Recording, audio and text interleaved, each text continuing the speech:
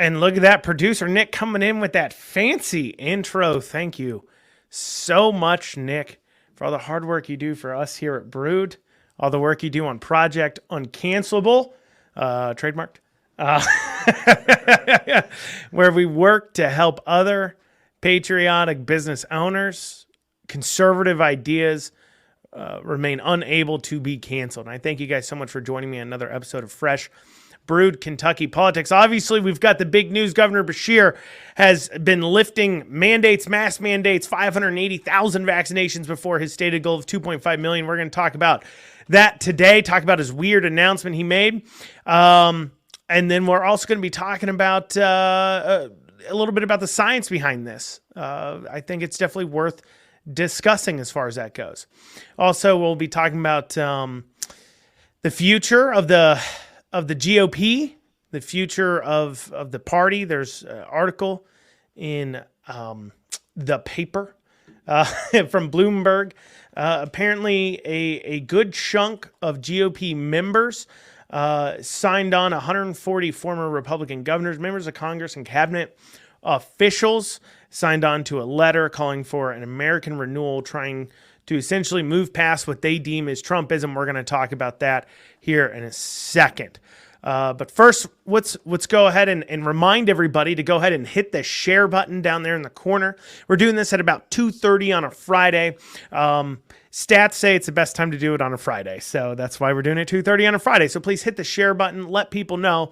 If you're catching this on a replay, because it does broadcast live on the YouTubes and the Facebooks, and you're catching it on a replay there, you can always watch it as a podcast, listen to it as a podcast. It's on Spotify and Apple and all those places where there's wonderful podcasts. If you're listening on the podcast right now, please turn to the person next to you and say, hey, you should be listening to Fresh Brewed Kentucky Politics, because if you're not, shame on you. So anyways, we'll be digging into it today. So Beshear came out and he announced he's got he's lifting the mask mandate. Yesterday, he announced he's lifting the mask mandate for vaccinated people.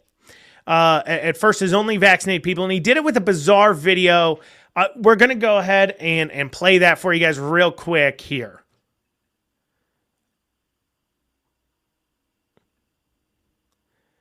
Here is what happened late this afternoon. The CDC announces a huge step to getting things back to normal. The agency is now saying fully vaccinated people do not need to wear a mask in most indoor and outdoor settings. The new guidance does not cancel out any workplace or local government restrictions, so if your business or city government decides otherwise, you'll still have to follow those rules. Leaders in those areas can choose to change the requirements, but they do not have to.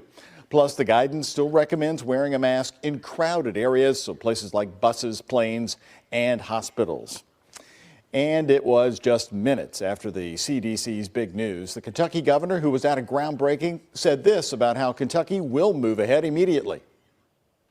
We are so close to normalcy, and we're going to be changing Kentucky's mask mandate to be the same with those CDC guidelines. Now, folks, this means you ought to go get your shot of hope if you haven't.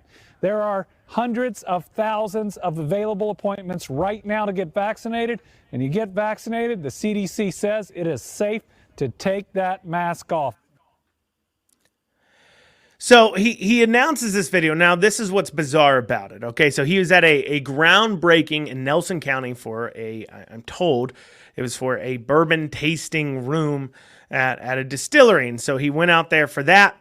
And I guess when the CDC announced that the people who are vaccinated don't need to wear a mask, Beshear decided that simply saying and releasing a real quick guidance saying effective immediately, you no longer need a mask if you're vaccinated. He decided he needed to walk over to the field he was standing in the middle of a barren field, pull out the old iPhone that I'm sure he takes all of his pictures on at all of his photo ops, and record this very important message for, he needed you to see him saying it. It wasn't enough for the vain Beshear to just put it out there and then later on at his press conference talk about it. No, he needed to record a crappy video in the middle of nowhere to let you know that he was removing those restrictions. But it begs a couple questions, right? So immediately the CDC comes out with the mask guidance. Now, my first questions for Bashir is this.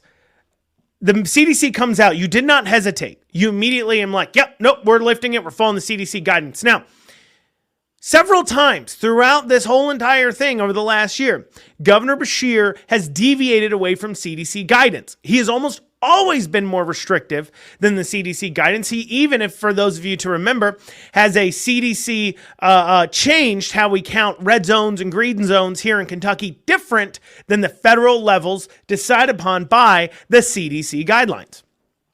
He decided that.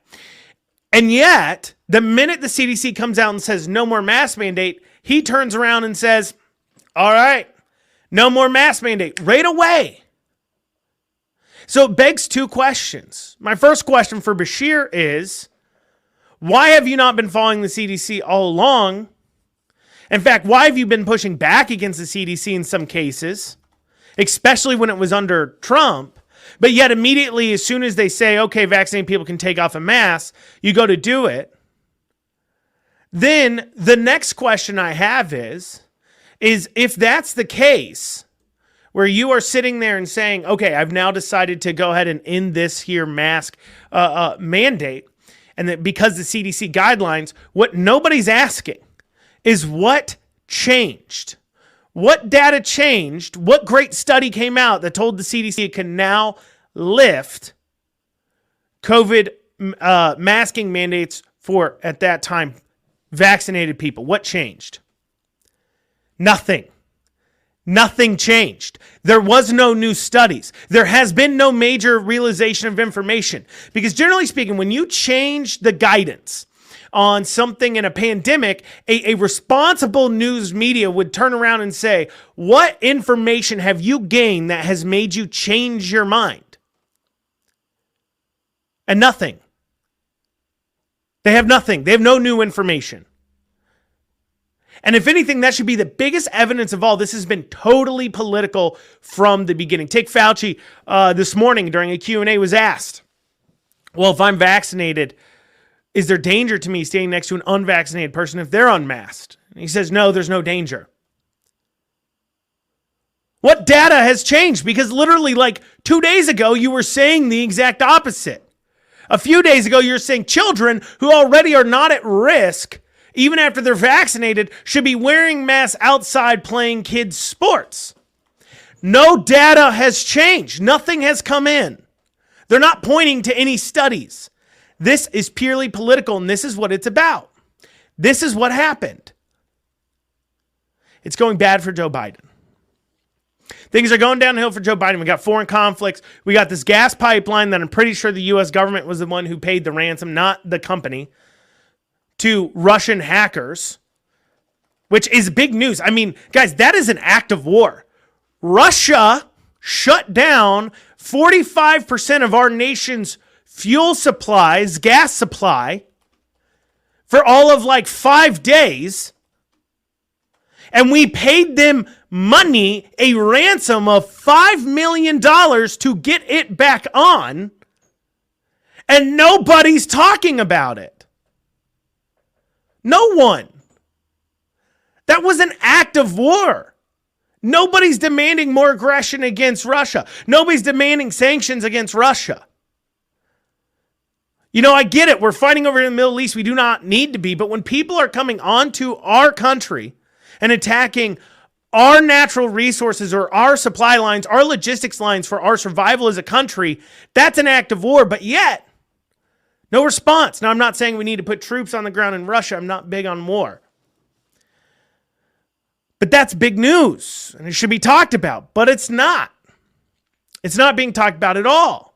Inflation on the rise, this $300 jobless benefit, a problem. But yet, nothing. And so to distract from that, we have Biden coming out and saying, hey, go ahead and let's have the CDC release the masking guidelines for anyone who is vaccinated, which of course has left a lot of people to say, well, how do we know who's vaccinated or not? In fact, most major employers, most major retailers such as Walmart, Kroger, CVS, and as such have come out and said they are not changing their masking guidelines for their stores. Starbucks, of course. Don't go to Starbucks, go to Brood. Corner of Malibu, Nicholasville. You can also buy our coffee online. Shop.broodco, BREWEDCO.com. You can also donate to us, donate.broodco.com. Like I said, we're putting together Project Uncancelable, trademark. But Starbucks has said they're not changing their mask policies. None of these major places are changing their mask policies because the CDC guidance says you have to know people are vaccinated. In fact, last night, it's reported to me, just reported, that KRA asked, Kentucky Restaurant Association asked the governor, with this new guidance, how are we supposed to know who's vaccinated and who's not vaccinated? The governor said, well, if you have no way of telling, you're just going to have to require everybody in there to wear a mask. That's what he suggested. That's what he suggested to them. Which, of course, is asking the question of, are these private companies that are so dedicated to the corporatism? Because listen, guys, once again, remember, these large corporate companies are getting helped out by the government. I mean, Ted Cruz said it as much when, all these corporate companies were coming out against the voting laws in Georgia. And Ted Cruz tweeted out something saying, oh, next time you need a tax break or change a regulation, see if the Republicans help you.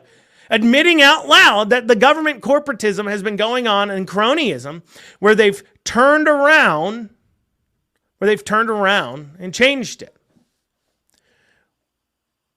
And so it leads to questions of what are they going to do? Are they going to start requiring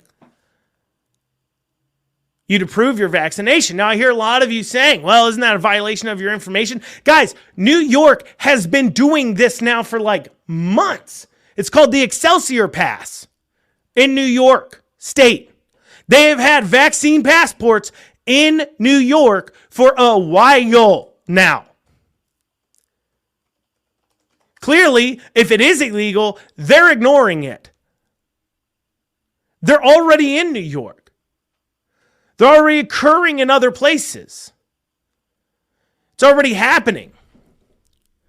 The question is, are they ending these mandates with plans of going ahead and okaying Pfizer's full approval so that way it can be mandated now by private businesses? I don't know. But the question here is, what information newly came in? Nothing came in new. It's politics. They're distracting from the failure that is the Biden administration. And when Bashir got the call saying, hey, buddy, we're all lifting our mask mandates for vaccinated people, he said, yes, sir, right away, sir. Hung up that cell phone, handed it to his probably one of his security people, some poor KSP officer, probably has to be the one that keeps shooting these dumb videos and taking these dumb pictures for him. I'm running over there and saying, hey, well, go ahead, we'll take the picture. And of course they're hiding it. I mean, look at what's coming out of the Biden White House right now for media. Okay, look at what's coming out. So right now, the Biden White House has reportedly said, this is from Politico, in practice, something about a proving quote. So here's what the White House is saying. In practice, that means the information from an interview can be used in a story. But in order for the person's name to be attached to the quote, the reporter must transcribe the quotes they want and then send them to the communications team to approve, veto, or edit them. What they're saying is if you want to quote something we said and you want to remain to have your access to the White House, your press pass, your coverages, your ability, your special access, you have to now get any quotes approved by the White House. Freedom of press, right? Remember when they all were saying Trump was the enemy of the press and he was going to tear down the press? Did he have a rule saying his White House has to approve all quotes or you're going to lose your access? I don't remember it. Do you? But of course, the CDC releases their guidelines now, trying to distract away from things. There's no science behind it. Nobody's asking for the science. This is why it's important to keep fighting back. So just shortly after, Beshear says, okay, I'm going to lift the mandates for everybody, but in a month. In a month, he says. First off, this Saturday, we're saying show up 11 a.m. The mandate's in now. We do not get our permission to be free from our government. So show up tomorrow, 11 a.m. on the Capitol steps, and take a stand and say, end all mandates across the board. Because I have not seen, I've read through the articles, read through what I've seen wise. I've not seen them mention a very important one to small business. That is the 6-foot distancing rule.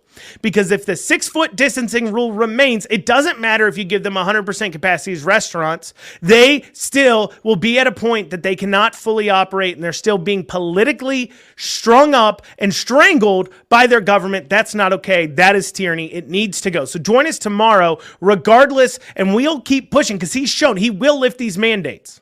All the people out there want to say, oh, he's not giving in to pressure.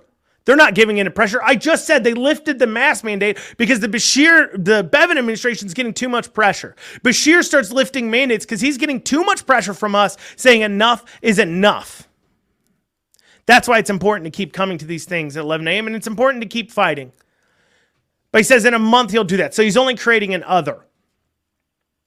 I got sent screenshots today from several individuals with employers rolling out new guidelines for their offices, including things like separate lunch times for vaccinated and unvaccinated people, with, of course, the best lunch times going to the vaccinated.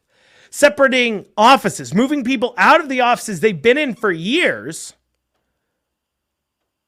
and pushing people over to the other side of the building, sometimes grouping these dirty, unvaccinated people together in offices, because the guidelines change between vaccinated and unvaccinated. Players are demanding to know your status, so that way they know whether to treat you as a first or second-class citizens. Historically speaking, any time that people have decided not to get vaccinated, anytime that they've created a second-class citizen class, in this case, people have decided not to get vaccinated, it has historically always ended badly. You cannot create an other system without it ending badly. But of course, that's what he's creating. That's what he's done. And so you're seeing these policies change right here in Kentucky.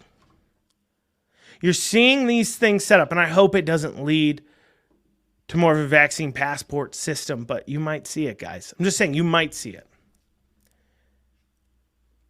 But that's why we've got to keep standing up, keep fighting back, and not just moving the needle as far as government goes, but as far as society goes too. The Overton window is defined by its extremes. What do I mean by that? Well, right now we have really what I say one extreme. You've got this far left group that believes they need to seize the means of production, the Green New Deal. Everybody needs to pay their fair share of taxes. It always seems every time they say somebody's not paying their fair share of taxes, my taxes go up. Even though I never seem to fall into that category of who's not paying their fair share. I wish it worked that way with dessert. But these far left individuals, and they are far left, believing the governments come on and say, hey, we're going to give you permission. I mean, the other day, we're having a discussion, a debate on the Facebooks, on the comments, and somebody who has an advanced degree in medicine came out and said that you get your rights from the government. That's the ideas we're pushing back against, and we have to cast the Overton window on the other side. It's hard for us. I get it. We don't like bothering. We don't like coming out. We're not the types to protest. We're not the types to show strength. We're not the types to go out there and make visual representations. We've been shamed into being quiet at the mix of the fact that we just like to get along and leave well enough alone. That's why you see a lot of the traditional conservatives sometimes not very comfortable with what we do, because they're used to not rocking the boat too much. But I tell you this much, we did not get to where we were. And we got to where we were because we've been afraid to rock the boat. It's time to rock the boat. It's time to cast that Overton window. And it's time to push back and drag that window back towards the quote-unquote center by saying we will not compromise. The government no longer needs to be in my life. We will tear down things like unelected bodies creating licensing fees or taxing fees. That's tyranny. Having to get permission from your government to do basic things, that's tyranny. You get to operate regardless if the government says it's okay to or not. Our founding fathers fought over taxation without representation, with taxation being far, far lower than it was now. Far less taxes. The rights to have rights to their life, liberty, and property. And they were facing far less tyranny than we are now when you actually look at it from farther out, looking at their rates of taxation. But yet we're afraid to take a stand. We're afraid to push because we're afraid of being cast as the other, as Bashir is doing, as Biden is doing, as the CDC is doing. That's why we got to stand up and say enough is enough, no more. We're not just going to say, oh, the mandates are over, we're going home. We're going to say, no longer are we going to allow this to continue. This can never happen again. Right, left, or center, if you have been a party to this kind of tyranny, you are gone. So many people look around at the great nation America is and are ready to throw out everything that got us here because they think they know a better way. Because they think they know a better way. We cannot throw out everything that the government that has given us here in America for the freedoms just because it becomes convenient. We enjoy a lot of freedoms in this country and we can't throw them away. And that is yet what they think you're going to do. They think you're going to crawl back into your little hidey hole, go back to getting along to get along, while they continue to build up the tools of tyranny. Because, guys, we didn't get here because Bashir was elected. We got here because Bashir was elected and had the tools that the legislators here in Kentucky had given him to do this. That the federal government had the tools to do this, and we cannot let it happen again. We've got to tear it down. Take back control of our lives from the government. Here in Kentucky, we also need to end the $300 benefit going out for unemployment, especially with the mask mandates lifting. Even some people on our side have been afraid to go back to work or not wanting to because they'd have to wear a mask all day. I hear you. It's uncomfortable. It sucks. You may not want to do that. I hear you. I understand that. Bashir says he's removing the mask mandate within the next month, what's going to change for the next month? I don't know. He gave some reason about getting kids vaccinated 12 to 15-year-old kids need vaccinated, which I believe 0, even according to the state numbers. The CDC is 0. The state numbers, I believe it's 0. Children have died 12 to 15 from COVID in the state an entire year. But now we all have to wear masks for another month because one might suddenly die from COVID, even though it's on the wane. I don't know. It's weird, even though schools are it's weird. But anyways, regardless, we need to get rid of the $300 benefit because there's not a good reason not to work, and you're artificially increasing the cost of labor. If we do not end it, so several states have ended paying out this $300 benefit. Kentucky's one of the highest unemployment maxes in the country. We max at, I believe, right at 560. I believe it's 9 or 1, but we max right at 560. Tennessee, just south to us, maxes their weekly benefit out at $250. That means with their $300 kicker, they were at $550. With our $300 kicker, we're at $860. $860. $860. A friend of mine hires for union jobs, working on a railroad. These jobs require very little prior experience. You had to have had experience working with your hands, things like that, but you need no special degrees, high school diploma, maybe to show you've been mechanically inclined a little bit, maybe some construction jobs, something like that, but nothing too serious. Union jobs, paying $35 an hour in northern Kentucky. $35 an hour. He had 4 spots to fill. He scheduled 8 interviews, and 2 interviews even showed up. It's got nothing to do with minimum wage workers. This is a union job paying $35 an hour. A show rate of 25%. These are the kinds of jobs that Biden is selling to us in his package, in his infrastructure package of the government creating jobs. High-paying union jobs. Great benefits, good pay, well above average. No advanced degrees or trainings required. Nobody showed but two.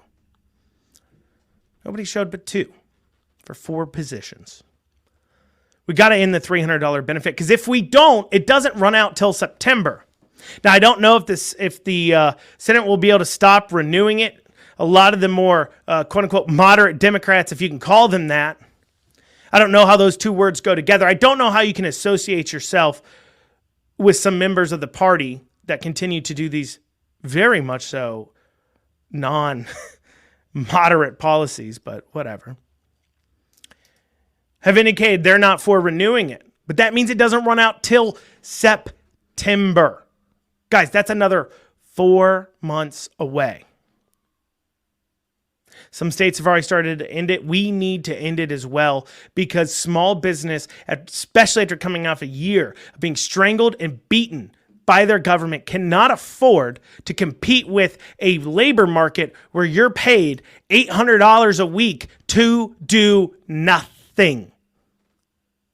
They can't compete. That's why we're seeing such high inflation.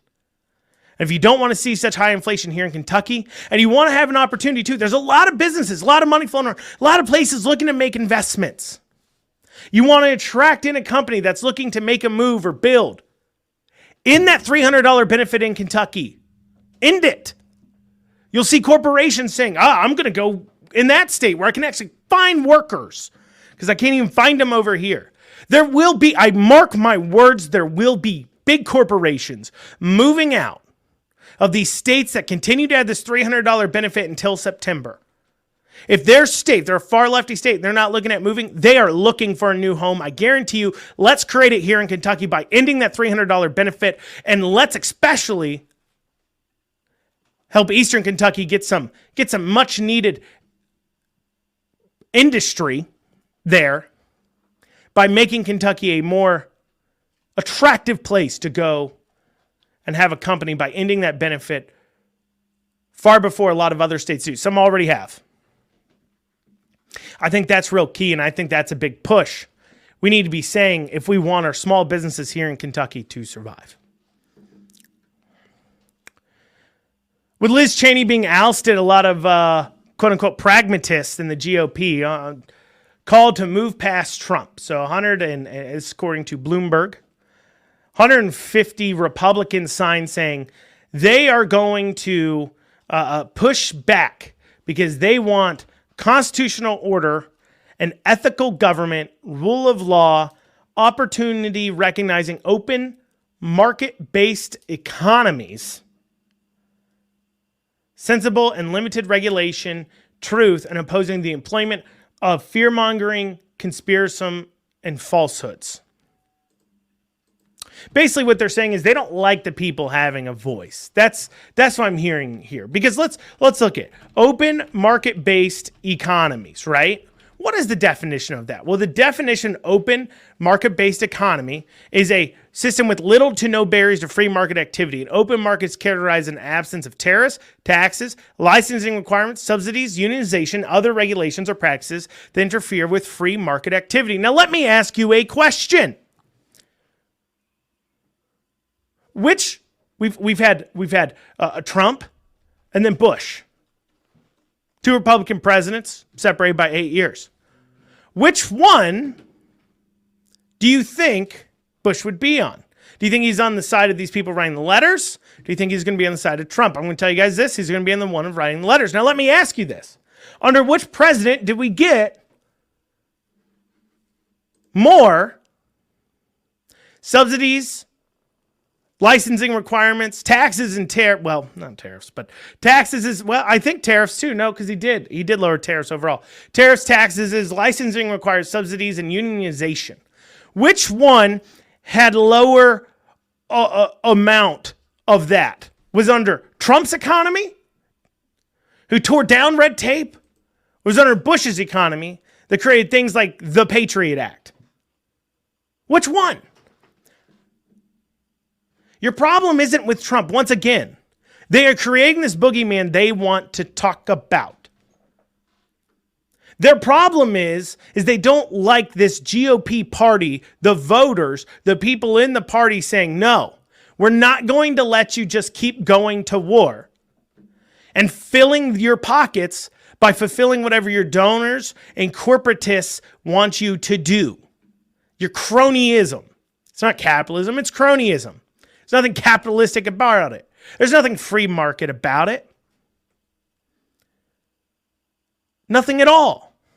So they want to say that they're for the things that we're all for, small government, things like that, and then claim, but we can't do that with this Trumpism. We need to move past Trump to get there.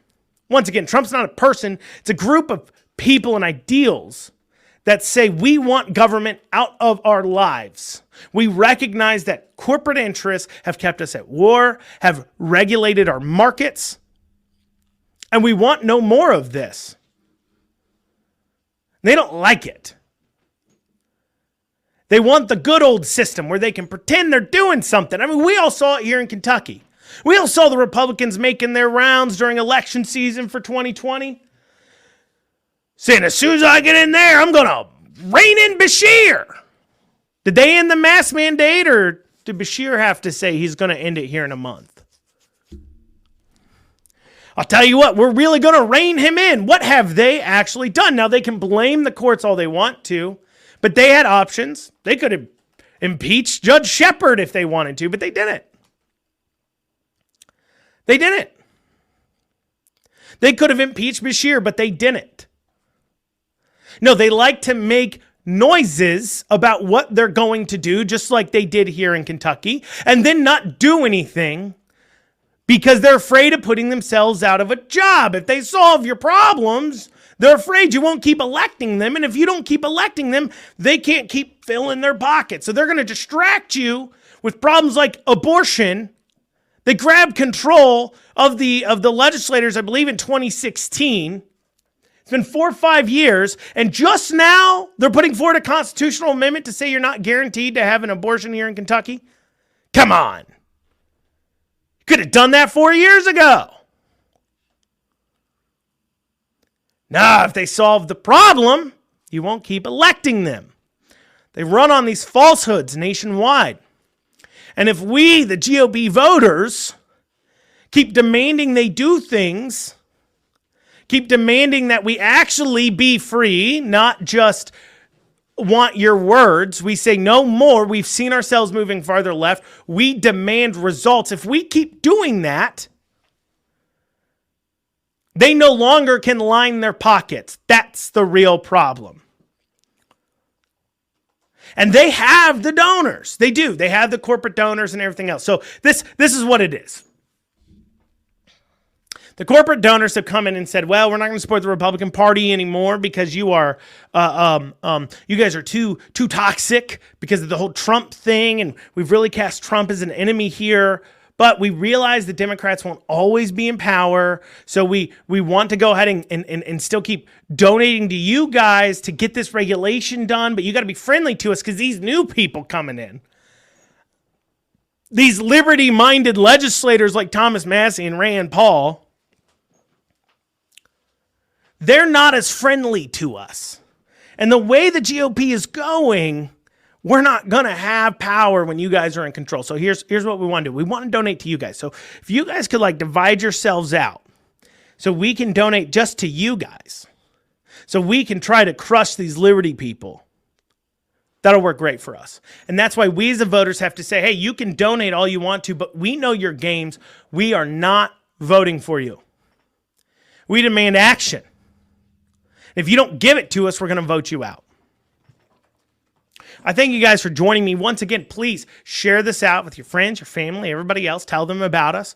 Go to the coffee shop at Malibu and Nicholasville here in Lexington. You can go online to shop.brewedco.com, BREWDCO.com. Of course, this is a podcast too as well. I encourage you to listen to it. I thank you guys for joining us. And two, as well, we've had the Chiron running at the bottom. Text Liberty to 33777 so we can stay in contact with you. Send out text alerts. Even if we get canceled off Facebook, Twitter, or one of the others, we can stay with you guys. I thank you so much for joining us. Have a great afternoon.